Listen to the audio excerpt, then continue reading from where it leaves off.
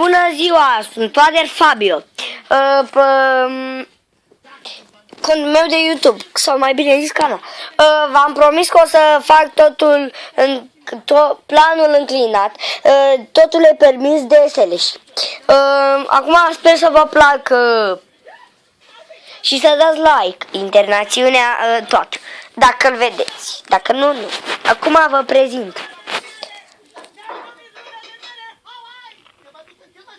Planul înclinat. Antena 1. Ia mă, ia.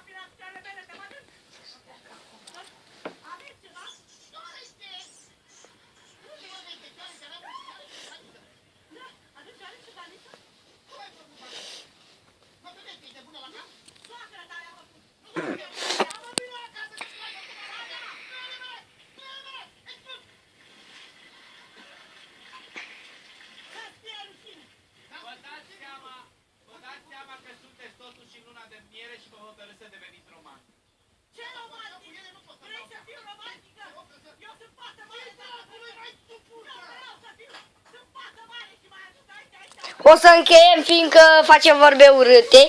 Și acum, pa. Vă prezint și altceva. Pa.